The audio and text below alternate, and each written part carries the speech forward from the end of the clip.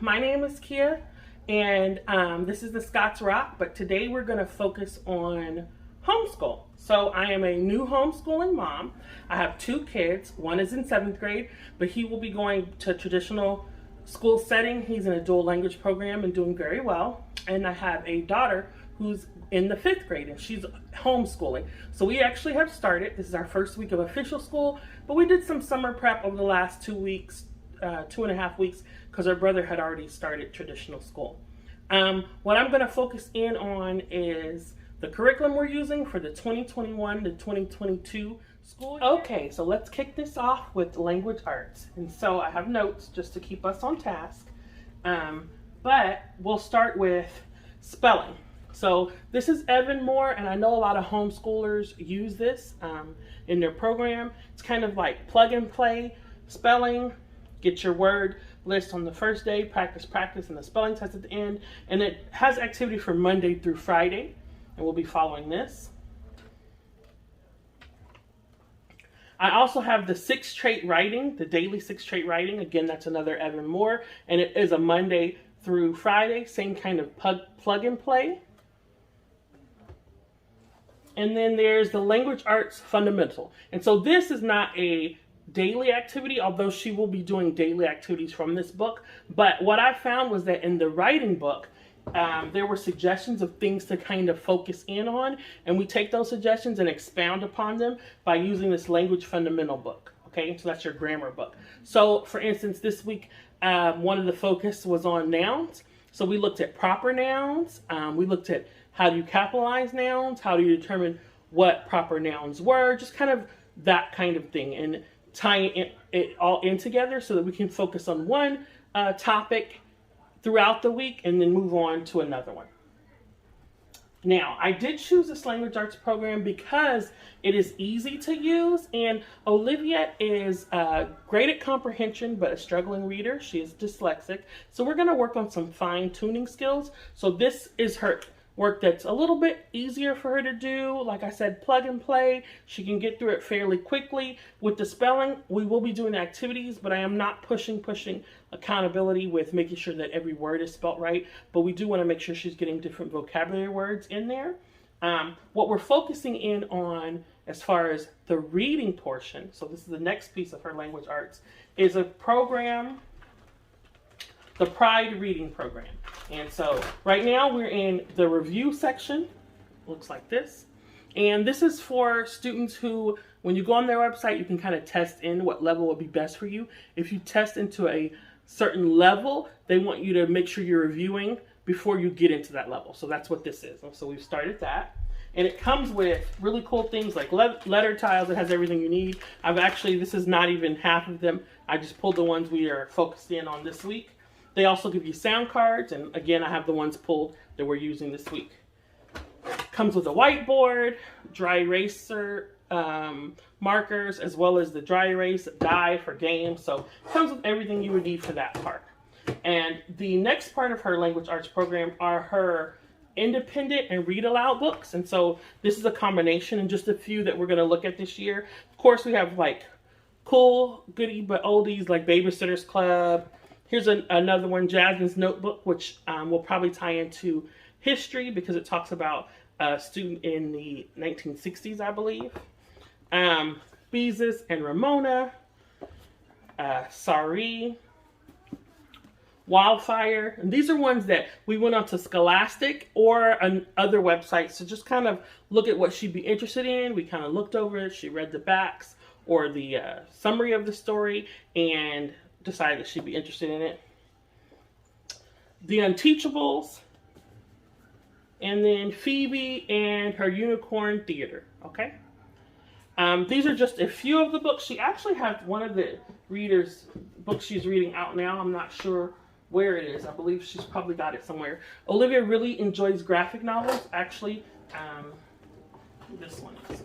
A couple of these are graphic novels, and so she really enjoys graphic novels, so I don't discourage her from that. So we'll be doing that. The other thing we'll be doing are book studies, and we're going to be using, they haven't come in yet, and we don't have one on the books for these 4 weeks that are coming up, but we're looking at great works for literature, and I'll put a link below. For math, we're doing Art of Problem Solving, Beast Academy. It is an online program as well as having hard copy books. With the online program, it's a monthly subscription, and that's the part that we're starting with. What's really neat is that when you do the online subscription, you get level 1, 2, I believe the top level they have right now is, I think it's level 2 actually, through level 6. I'd have to double check for you all, but you get access to everything. So I've started her back in some areas to see like, how are you doing? She's leveled up very quickly. So then I pushed her forward until we got to a point where I see that she could use some review. Once we get to the level where it's new material for her, things that she has not seen in the past, I will order the hard copy books, and it'll come with the workbook and the graphic novel that accompanies it. And so that's really cool because, like I said earlier, Olivia really loves graphic novels. She's already seen some of what they have online because the kids can scroll through it, and she thinks it's really cool and it looks interesting. It looks like it's going to engage her. She loves the games online, so I think that combination will keep her going. Okay, so now we're going to get into science and social studies. And I mentioned them both together because I'm using Studies Weekly for both, but I will start with the science. So what's cool about Studies Weekly is it comes in newspaper edition. So it's like, what's the 411 or what's the news, right? And I got excited about it. Olivia likes them too, but I think I'm even more excited than she is. And so it just has articles. It gives them their topic. This is just the introduction week. So this is week 1.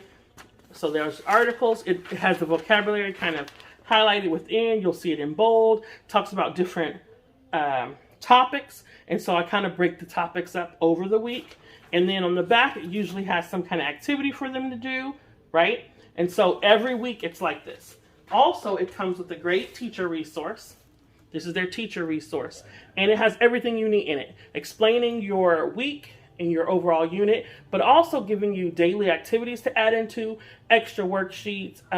It explains the labs and makes sure that you have a clear understanding of the lab so you can go through different labs with your student. Has additional labs if you have the time or your student is really interested, as well as assessments that you can use. So I feel like it's very comprehensive. Another cool feature is that this is also comes with the online subscription. Online, it's nothing different than what you've ordered in the paper copy, but it does give you the online text. So if you're on the road and have to go, you don't have to take these with you. You can access it online if you have internet. Also, a cool thing is that it has a read to you feature. As I mentioned earlier, Olivia is above grade level in comprehension, but struggles on the reading front. And so this allows her to access information at her grade level in a very smooth fashion so that we don't have to struggle with the reading through every subject. Because what I want to focus in on in language arts is getting her to read, but in science is accessing that science material and going through that information. So it will read to her, highlighting the words, so it helps her build that word recognition all in her science lesson. The other side of the program is their social studies, and it looks very similar, having the weekly editions, what's happening in history. And then this is 5th grade level, which is American history, 1565 to the present, which we know is a survey course. All American history, where they're doing blocks of years like that, are survey courses, whether it's elementary, middle, or high. And then on the back of this one, you see a crossword. This one they have comparing and contrasting. And then down here they have a let's write activity, which can be interesting for the kids, or it may not be something you focus in on that week. It just depends. And this is week 2 because she's already working on week 1. In addition to this, I'm also adding in information from this text, the African American Experience, a History. This is actually a textbook, but it's really designed for maybe upper middle school, high school level students. So I'm just kind of pulling information from it for her, as well as information from National Geographic's Encyclopedia of American Indian History and Culture. Okay, and so what I try to do is to make sure that as we're presenting history, it's a very balanced look. One of the things I also have found online that I'll be pulling in regularly and that I've plugged in is the YouTube channel CrashCourse videos, and their videos align with different activities that are presented in here or other things that may come from my other 2 texts in a friendly and fun format. I'm also doing book studies, and one of them would be like the book like Henry's Freedom Box, Sarah Plain and Tall, Bud Not Buddy, and all of these have great works for literature book studies that go with them. And so we'll be tying in our literature with our social studies. I'll also try to do that across science as well, but I haven't got those planned out. Olivia will also be learning Spanish at home this year. This year I decided to go with talkbox.mom, which is something that I'd seen on YouTube from other homeschool moms, and just looked really neat and cool, and like something we could integrate for the whole family. The idea behind it is that you should be learning phrases that you can use daily so you can integrate this new language into your household. So the first box we received is the one around kitchen and snack time. So just different phrases like I'm hungry, are you done, pick up your plates, put away whatever you're eating, things like that. And so these are the kind of phrasing you get. We will post this on our refrigerator, we just haven't done so.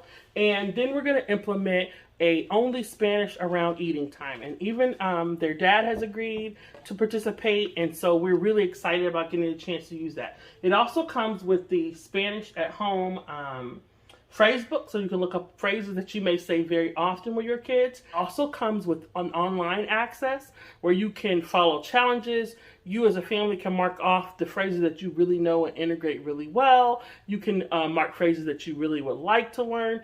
But basically, this is an engaging way to use the language on a day-to-day basis. This is what it comes like when you order it, and they have all kind of languages, not just Spanish. So French, German, Japanese, you can order to your heart's content whatever language you and your family would like to learn. So that wraps up our 2021-2022 school year curriculum. If you have any questions, leave them down in the comment.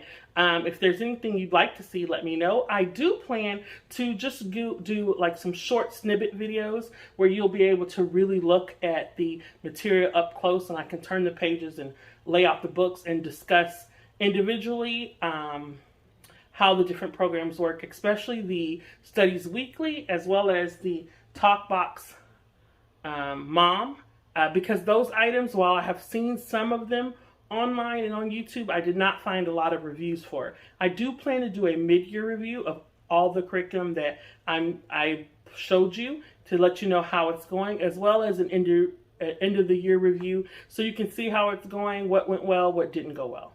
Thank you for watching, and like and subscribe if you're interested.